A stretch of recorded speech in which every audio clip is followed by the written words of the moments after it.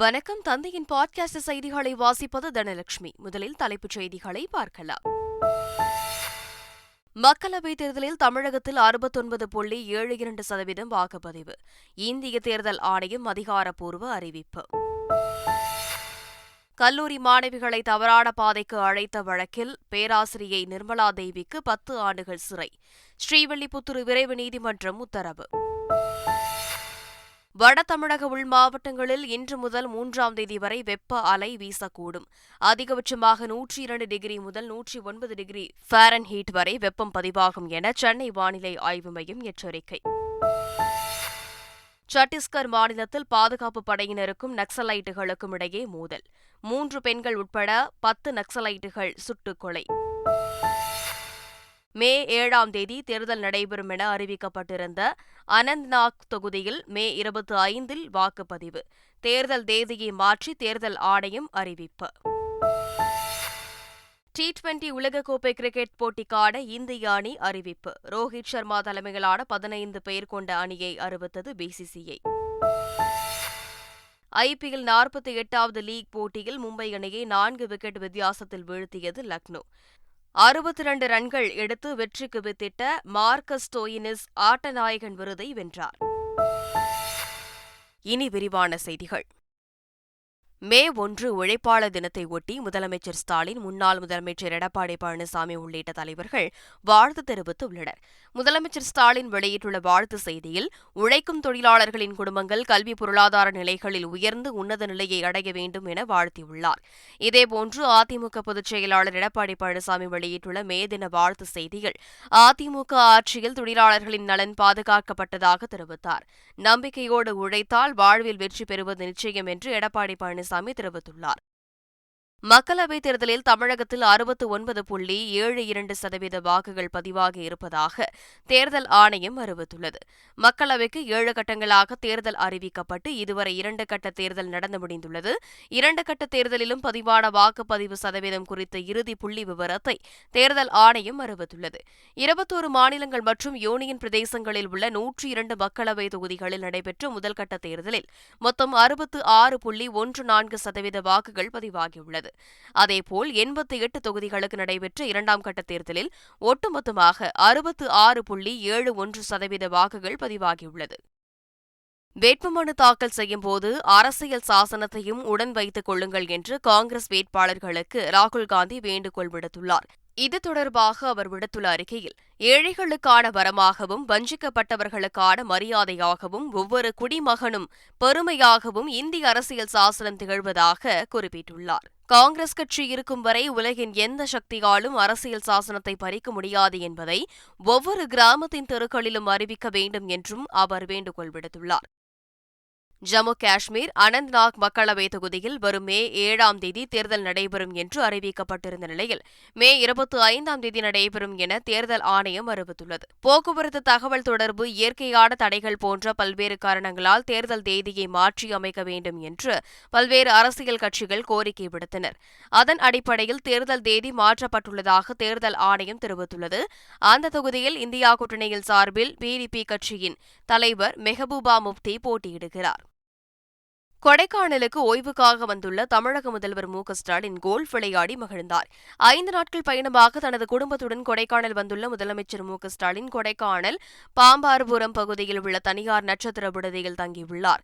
தொடர்ந்து பல்வேறு சுற்றுலா தலங்களை பார்வையிட்டு வரும் அவர் மாலை பசுமை பள்ளத்தாக்கு அருகே உள்ள கோல்ஃப் மைதானத்திற்கு சென்றார். அங்குள்ள புல்வெளிகளில் நடந்து சென்று பார்வையிட்ட அவர் கோல்ஃப் பந்தை பேட்டால் குழிக்குள் லாவகமாக அடித்து மகிழ்ந்தார். கொடைக்கானலில் 3000 ஆண்டு பழமை வாய்ந்த பூம்பாறை குழந்தை வேலப்பர் கோவிலில் முதல்வர் ஸ்டாலின், மனைவி துர்கா ஸ்டாலின் சுவாமி தரிசனம் செய்தனர். ஓய்வெடுப்பதற்காக குடும்பத்தினருடன் பாம்பார்புரத்தில் உள்ள நட்சத்திர விடுதியில் முதல்வர் தங்கியுள்ளார். மாலை பூம்பாறை மலை கிராமத்திற்கு சென்ற துர்கா ஸ்டாலின் குழந்தை வேலப்பர் கோவிலில் தரிசனம் செய்தார். அங்கிருந்த பொதுமக்கள் அவருக்கு உற்சாக வரவேற்பு அளித்தனர். திண்டுக்கல் மாவட்டம் நிலக்கோட்டை சுற்றுவட்டார பகுதியில் கனமழை பெய்தது. கோடை ரோடு, அம்மையநாயக்கனூர், கமலாபுரம், மைக்கேல்பாளையம், பள்ளப்பட்டி, விளாம்பட்டி, அணைப்பட்டி உள்ளிட்ட பல்வேறு பகுதிகளில் 1 மணி நேரத்திற்கு மேலாக பலத்த காற்றுடன் மழை கொட்டி தீர்த்தது. கடந்த சில தினங்களாக வெயில் வாட்டி வதைக்கும் நிலையில் திடீரென பெய்த மழையால் வெப்பம் தணிந்து குளிர்ச்சியான சூழல் நிலவியது. தென்காசி மற்றும் அதன் சுற்றுவட்டார பகுதிகளில் கனமழை பெய்தது. குற்றாலம், இலஞ்சி, செங்கோட்டை உள்ளிட்ட பல்வேறு கிராமங்களில் சுமார் அரை மணி நேரத்திற்கும் மேலாக மழை நீடித்தது. கோடை வெயில் கடுமையாக வாட்டி வதைத்து வந்த நிலையில் திடீரென பெய்த மழையால் வெப்பம் தணிந்து குளிர்ச்சியான சூழல் நிலவியது. தென்காசியில் வாக்கு இயந்திரங்கள் வைக்கப்பட்டுள்ள மையம் பகுதியில் கனமழை பெய்ததால் சிசிடிவி கேமராக்கள் செயலிழந்த சம்பவம் பரபரப்பை ஏற்படுத்தியது. தென்காசி சுற்றுவட்டார பகுதியில் இடியுடன் கூடிய கனமழை பெய்தது. இதனால் வாக்கு இயந்திரங்கள் வைக்கப்பட்டுள்ள கல்லூரியில் 92 கேமராக்களும் பழுதானது. இதையடுத்து மாவட்ட ஆட்சியர் கமல் கிஷோர் விரைந்து உடனடியாக பழுதை சீரமைக்க உத்தரவிட்டார். இதையடுத்து 1 மணி நேரத்திற்கு மேலாக பழுது சரிபார்க்கும் பணி நடைபெற்றது. பழுது நீக்கப்பட்ட பின்னர் அனைத்து கேமராக்களும் சரி செய்யப்பட்டன. கல்லூரி மாணவிகளை தவறான பாதைக்கு அழைத்த வழக்கில் பேராசிரியர் நிர்மலா தேவிக்கு 10 ஆண்டுகள் சிறை தண்டனை விதித்து ஸ்ரீவில்லிபுத்தூர் விரைவு நீதிமன்றம் தீர்ப்பு வழங்கியுள்ளது. விருதுநகர் மாவட்டம் அருப்புக்கோட்டையில் உள்ள தனியார் கல்லூரியில் பேராசிரியை நிர்மலா தேவி மாணவிகள் சிலரை தவறான வழியில் அழைத்து சென்றதாக கூறப்படுகிறது. இந்த வழக்கை சிபிசிஐடி விசாரித்து வந்தது. 7 ஆண்டுகளாக ஸ்ரீவில்லிபுத்தூர் விரைவு நீதிமன்றத்தில் இந்த வழக்கு நடைபெற்று வந்த நிலையில் நிர்மலா தேவி மீதான குற்றச்சாட்டுகள் நிரூபணமானதாக கூறிய நீதிபதி அவருக்கு 10 ஆண்டுகள் சிறை தண்டனையும் 2.42 லட்சம் அபராதமும் விதித்து தீர்ப்பு வழங்கியுள்ளார். வட தமிழக உள் மாவட்டங்களில் வரும் 3ஆம் தேதி வரை வெப்ப அலை வீசக்கூடும் என சென்னை வானிலை ஆய்வு மையம் எச்சரித்துள்ளது. மேற்கு தொடர்ச்சி மலை மாவட்டங்கள் மற்றும் அதனை ஒட்டிய மாவட்டங்களில் ஓரிரு இடங்களில் லேசான மழை பெய்யக்கூடும் என்றும், தமிழக உள் மாவட்டங்களில் அதிகபட்ச வெப்பநிலை 4 டிகிரி செல்சியஸ் வரை அதிகரிக்க வாய்ப்பு உள்ளதாகவும் தெரிவிக்கப்பட்டுள்ளது. வட தமிழக உள் மாவட்டங்களில் 5 டிகிரி செல்சியஸ் வரை இயல்பை விட அதிக வெப்பம் பதிவாக வாய்ப்பு உள்ளதாகவும், ஓரிரு இடங்களில் வெப்ப அலை வீச வாய்ப்பு உள்ளதாகவும் குறிப்பிடப்பட்டுள்ளது. தமிழகத்தில் மே 4ஆம் தேதி வரை வெப்ப அலைக்கான மஞ்சள் எச்சரிக்கை விடுக்கப்பட்டுள்ள நிலையில் காலை 11 மணி முதல் பிற்பகல் 3:30 வரை மக்கள் தேவையில்லாமல் வெளியே வர வேண்டாம் என சென்னை மாவட்ட நிர்வாகம் எச்சரிக்கை விடுத்துள்ளது. அதிக தண்ணீர் அருந்துவதுடன் பழங்கள் அதிகமாக சாப்பிட வேண்டும் என்றும், இலகுவான உணவுகளை உட்கொள்ளுமாறும் தெரிவித்துள்ள மாவட்ட நிர்வாகம் மது அருந்துவதை தவிர்க்க வேண்டும் என அறிவுறுத்தியுள்ளது. தேர்தல் நடத்தை விதிகள் தொடர்ந்து நடைமுறையில் இருப்பது மக்கள் பிரதிநிதிகளுக்கு மட்டுமல்ல, மக்களுக்கும் தண்டனை என்று அமைச்சர் மா. சுப்பிரமணியன் தெரிவித்துள்ளார். நானும் கூட ஒரு மருத்துவத்துறையின் அமைச்சர். ஒரு மருத்துவமனையில் யாருக்காவது ஏதாவது பாதிப்பு என்றால் நேரடியாக போய் அவர்களுக்கு ஆறுதல் சொல்லவோ அல்லது அவர்களுக்கு அளிக்கப்படுகிற சிகிச்சைகள் குறித்து கேட்டறிவதற்கோ அந்த பணியை கூட செய்ய முடியாது. எங்கள் அலுவலகத்தையும் பூட்டி வைத்திருப்பார்கள். கவுன்சிலர் ஆஃபீஸ், எம்எல்ஏ ஆஃபீஸ் எல்லாத்தையும் மூடி வச்சுட்டு இருப்பாங்க. இது 1.5 மாதங்கிறது ஒரு பெரிய தண்டனை. இது மக்கள் பிரதிநிதிகளுக்கான தண்டனை இல்லை, இது மக்களுக்கான தண்டனை. ஜம்மு காஷ்மீரில் சுற்றுலா வேன் ஆற்றில் கவிழ்ந்த விபத்தில் சேலம் மாவட்டத்தைச் சேர்ந்த ஒரே குடும்பத்தினர் 4 பேர் பரிதாபமாக உயிரிழந்தனர். சேலம் புதிய பேருந்து நிலையம் எதிரே ஹவுசிங் போர்டில் வசித்து வந்த அரசு பள்ளி ஆசிரியர் கற்பகவள்ளி பள்ளி விடுமுறை என்பதால் தனது கணவர் 2 மகள்களுடன் ஜம்மு காஷ்மீருக்கு சுற்றுலா சென்றுள்ளார். அவர்கள் பயணம் செய்த கார் ககன்கீர் பகுதியில் வந்தபோது திடீரென கட்டுப்பாட்டை இழந்து சிந்த் ஆற்றில் கவிழ்ந்தது. இதில் அரசு பள்ளி ஆசிரியர் கற்பகவள்ளி, அவரது கணவர், 2 மகள்கள் நீரில் மூழ்கி உயிரிழந்தனர். விபத்தில் காயமடைந்த 2 பேர் மீட்கப்பட்டு சிகிச்சை பெற்று வருகின்றனர். ஓபிசி பட்டியலினத்தவரின் இடஒதுக்கீட்டை பறித்து தங்கள் வாக்கு வங்கிக்கு வழங்க நினைக்கும் காங்கிரஸ் கட்சியின் உள்நோக்கத்தை மக்களிடம் பரப்புமாறு பாஜக வேட்பாளர்களுக்கு பிரதமர் மோடி கடிதம் எழுதியுள்ளார். மக்களவைத் தேர்தலுக்கான 3ஆம் கட்ட வாக்குப்பதிவு மே 7ஆம் தேதி நடைபெறவுள்ளது. இதையொட்டி அந்த தேர்தலில் போட்டியிடும் பாஜக மற்றும் கூட்டணி கட்சிகளின் வேட்பாளர்களுக்கு பிரதமர் மோடி தனித்தனியாக கடிதம் அனுப்பியுள்ளார். அந்த கடிதத்தில் பட்டியலினத்தவர், பழங்குடியினர் மற்றும் ஓபிசி பிரிவினரின் இடஒதுக்கீட்டை பறித்து காங்கிரஸ் கட்சி தங்கள் வாக்கு வங்கிக்கு வழங்க நினைப்பதாக குறிப்பிட்டுள்ளார். ஏழைகளின் ஆன்மாவான அரசியல் சாசனத்தை எந்த சக்தியாலும் அழிக்க முடியாது என காங்கிரஸ் மூத்த தலைவர் ராகுல் காந்தி தெரிவித்துள்ளார். மத்திய பிரதேச மாநிலம் பிண்டு பகுதியில் நடைபெற்ற தேர்தல் பிரச்சார கூட்டத்தில் பேசிய அவர், நடைபெறும் இந்த தேர்தல் 2 சித்தாந்தங்களுக்கு இடையிலான சண்டை என்றும், ஒருபுறம் காங்கிரசும் அதன் கூட்டணி கட்சிகளும் இந்திய அரசியல் சாசனத்தை பாதுகாக்க போராடிக் கொண்டிருக்கும் நிலையில், மற்றொருபுறம் பிரதமர் மோடியும் RSSம் அரசியல் சாசனத்தை அழிக்க முயற்சித்துக் கொண்டிருப்பதாக குற்றம் சாட்டினார். விக்கிரவாண்டி இடைத்தேர்தலை வெப்பம் தணிந்த பிறகே நடத்த வேண்டும் என்று பாமக நிறுவனர் ராமதாஸ் வலியுறுத்தியுள்ளார். இதுகுறித்து அவர் வெளியிட்டுள்ள அறிக்கையில், விக்கிரவாண்டி சட்டப்பேரவை தொகுதிக்கு அக்டோபர் 7ஆம் தேதிக்குள் இடைத்தேர்தல் நடத்தினால் போதுமானது என்றும், எனவே இடைத்தேர்தல் தேதியை தமிழக அரசு மற்றும் அரசியல் கட்சிகளுடன் கலந்து பேசி தேர்தல் ஆணையம் தீர்மானிக்க வேண்டும் என்றும் அவர் கோரிக்கை விடுத்துள்ளார். ஜூன் 1ஆம் தேதி விக்கிரவாண்டி தொகுதிக்கான இடைத்தேர்தலை நடத்த ஆணையம் தீர்மானித்திருந்தால் அந்த முடிவை கைவிட வேண்டும் என்றும், வெப்பம் தணிந்த பிறகே தேர்தலை நடத்த வேண்டும் என்றும் அவர் வலியுறுத்தியுள்ளார். பிராட்வே பேருந்து நிலையத்தை தற்காலிகமாக தீவுத்திடலுக்கு இடமாற்றம் செய்ய திட்டமிடப்பட்டுள்ளது. மல்டி மாடல் இன்டகிரேஷன் என்ற போக்குவரத்து முனையம் அமைக்கும் பணிக்காக இடமாற்றம் செய்ய முடிவு செய்யப்பட்டுள்ளது. இதற்காக தீவுத்திடலில் சென்னை மாநகராட்சி சார்பில் 5 கோடி ரூபாய் செலவில் அடிப்படை வசதிகள் செய்யப்பட உள்ளன. இதன்படி அடுத்த ஒரு சில மாதங்களில் பிராட்வே பேருந்து நிலையம் தீவுத்திடலுக்கு மாற்றப்பட உள்ளது. அதன் பிறகு பிராட்வே பேருந்து நிலையம் இடிக்கப்பட்டு போக்குவரத்து முனையம் அமைக்கும் பணி துவங்கப்படும். கர்நாடகாவில் ஆபாச வீடியோ புகாரில் சிக்கிய ஆசன் தொகுதி எம்பி பிரஜ்வல் ரேவண்ணவை மதசார்பற்ற ஜனதாதள கட்சியில் இருந்து இடைநீக்கம் செய்வதாக அக்கட்சியின் மாநில தலைவர் குமாரசாமி அறிவித்துள்ளார். முன்னாள் பிரதமர் தேவகவுடாவின் பேரனான பிரஜ்வல் ரேவண்ணா தொடர்பான ஆபாச வீடியோக்கள் வெளியானது. இது தொடர்பாக விசாரணை நடத்த சிறப்பு தணிக்கை குழு அமைக்கப்பட்டுள்ளது. இதனிடையே மதசார்பற்ற ஜனதாதள கட்சியின் சட்டமன்ற குழு கூட்டத்தில் பிரஜ்வல் ரேவண்ணாவை கட்சியிலிருந்து இடைநீக்கம் செய்யப்பட்டுள்ளது. கேரள மாநிலம் வயநாட்டில் போலீஸ் மாவோயிஸ்டுகளுக்கு இடையே துப்பாக்கிச் சண்டை நடைபெற்றதாக பொதுமக்கள் தெரிவித்துள்ளனர்.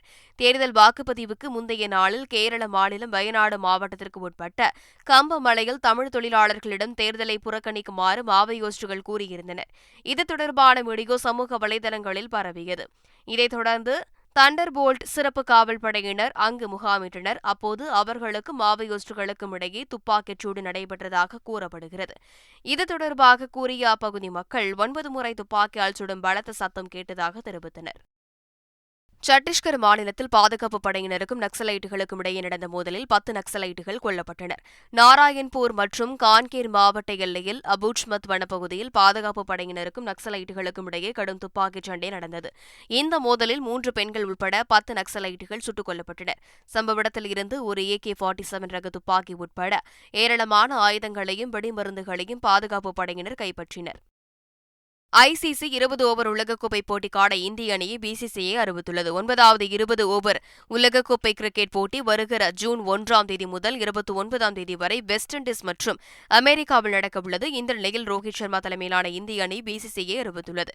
அதில் துணை கேப்டனாக ஹர்திக் பாண்டியா, முன்னணி வீரர் விராட் கோலி, ஜெய்ஷ்வால், சூரியகுமார் யாதவ், ரிஷப் பண்ட், சஞ்சு சாம்சன், சிவம் துபே ஆகியோருக்கு வாய்ப்பு அளிக்கப்பட்டுள்ளது. இதேபோல ஆல்ரவுண்டர் ரவீந்திர ஜடேஜா, அக்சர் பட்டேல், குல்தீப் யாதவ், யுஷ்வேந்திர சாகல், ஹர்ஷித் சிங், பும்ரா, முகமது சிராஜ் ஆகியோரும் 15 பேர் கொண்ட அணியில் இடம்பெற்றுள்ளனர். மற்றும் வீரர்களாக சுப்மன் கில், ரிங்கு சிங், கலில் அகமது, ஆவேஷ் கான் ஆகியோரும் சேர்க்கப்பட்டுள்ளனர். மும்பை இந்தியன்ஸ் அணியை 4 விக்கெட் வித்தியாசத்தில் லக்னோ அணி வீழ்த்தியது. IPL தொடரின் 48வது லீக் போட்டி லக்னோவில் உள்ள அடல் பிஹாரி வாஜ்பாய் மைதானத்தில் நடைபெற்றது. இதில் டாஸ் வென்ற லக்னோ அணி பந்துவீச்சை தேர்வு செய்தது. இதனையடுத்து களமிறங்கிய மும்பை இந்தியன்ஸ் அணி ஆட்ட முடிவில் 7 விக்கெட் இழந்து 144 ரன்களை சேர்த்தது. இதனையடுத்து 145 ரன்களை இலக்காக கொண்டு களமிறங்கிய லக்னோ அணி 19.2 ஓவர்களில் இலக்கை எட்டி 4 விக்கெட் வித்தியாசத்தில் வெற்றி பெற்றது. IPL T20 கிரிக்கெட் தொடரில் இன்று நடைபெறும் 49வது லீக் போட்டியில் ருத்ராஜ் தலைமையிலான சென்னை சூப்பர் கிங்ஸ் அணியும் ஷிகர் தவான் தலைமையிலான பஞ்சாப் கிங்ஸ் அணியும் பலப்பரீட்சை நடத்தவுள்ளன. சென்னை சேப்பாக்கத்தில் உள்ள MA சிதம்பரம் மைதானத்தில் இரவு 7:30 மணிக்கு இந்த போட்டி நடைபெறவுள்ளது. மீண்டும் தலைப்புச் செய்திகள். மக்களவைத் தேர்தலில் தமிழகத்தில் 69.72% வாக்குப்பதிவு. இந்திய தேர்தல் ஆணையம் அதிகாரப்பூர்வ அறிவிப்பு.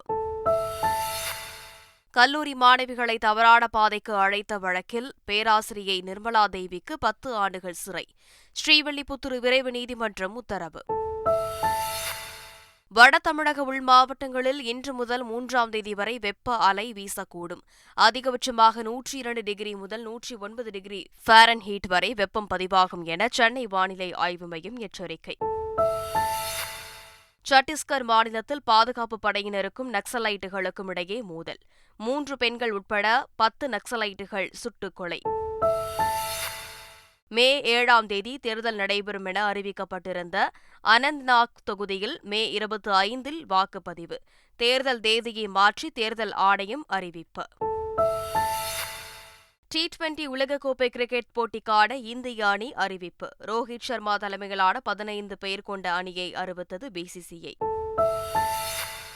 IPL 48வது லீக் போட்டியில் மும்பை அணியை 4 விக்கெட் வித்தியாசத்தில் வீழ்த்தியது லக்னோ. 62 ரன்கள் எடுத்து வெற்றிக்கு வித்திட்ட மார்க்கஸ் ஸ்டோயினிஸ் ஆட்டநாயகன் விருதை வென்றார். இத்துடன் செய்திகள் நிறைவடைகின்றன. வணக்கம்.